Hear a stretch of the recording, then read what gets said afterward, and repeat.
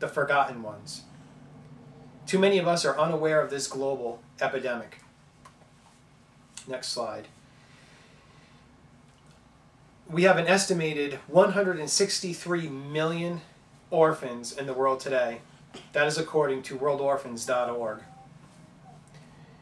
We also have Wikipedia, who says that it could be as high as 215 million orphans worldwide.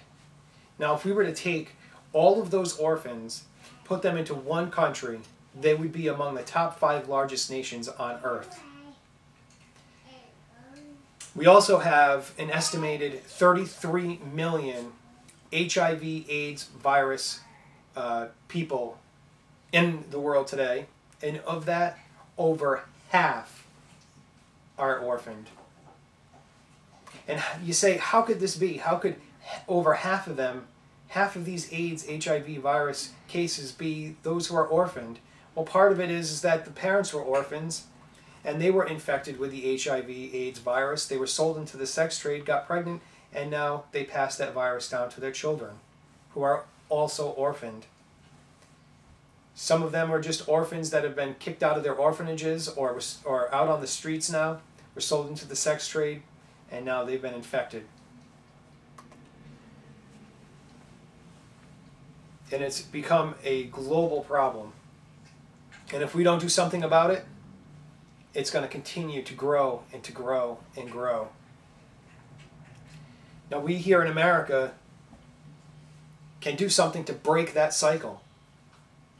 Together, we can make a difference. And I believe the Lord commands us to.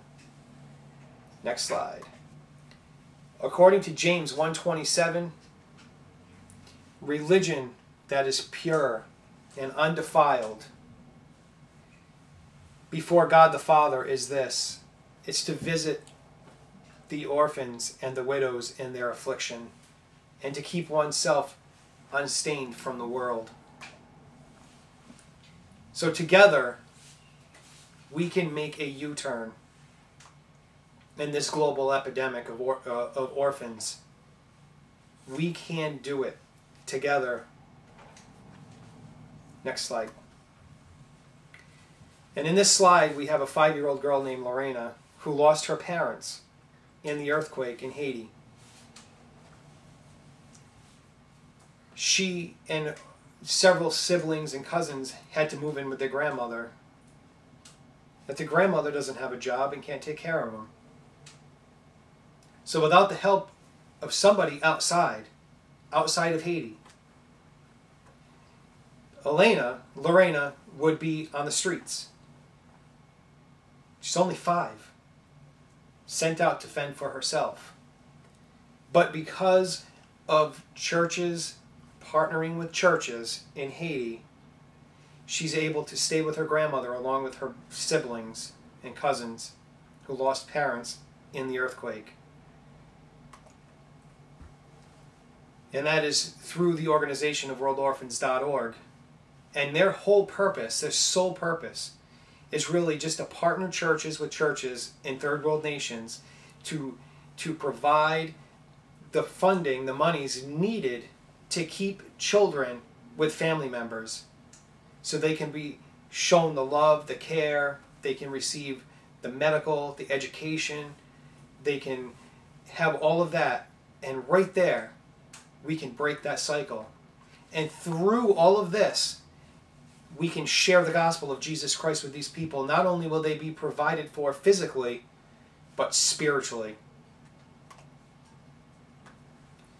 And in that next slide, we have a picture of Rebecca, who is a missionary to Haiti through worldorphans.org, sitting with Lorena before she's provided all those services.